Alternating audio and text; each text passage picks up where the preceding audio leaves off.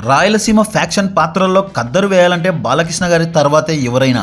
సమరసింహాటి, చిన్నకేశవరెడ్డి లాంటి సినిమాల్లో ఆయన వేసిన ఖద్దర్ బట్టల్లో ఆయనను చూసిన అభిమానులు మురిసిపోయారు.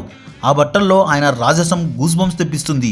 బాలకృష్ణ గారికి ఖద్దర్ బట్టలు ఎంతగా యాప్ట్ అవుతాయో అదేవిధంగా కాకి బట్టలు కూడా అంతే యాప్ట్ అవుతాయి. ఈ వీడియోలో బాలకృష్ణ గారు నటించిన పోలీస్ సినిమాల గురించి చెప్పుకుందాం. మన టాలీవుడ్లో ఎక్కువ పోలీస్ క్యారెక్టర్లలో నటించింది బాలకృష్ణ గారే.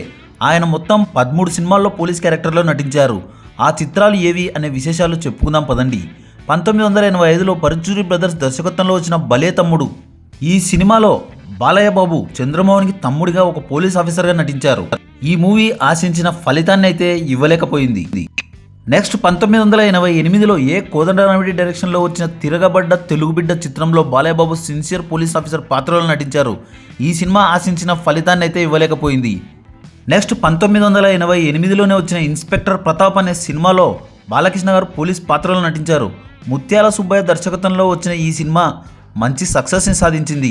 నిర్మాతలకి మంచి లాభాలను తెచ్చిపెట్టింది ఇన్స్పెక్టర్ ప్రతాప్.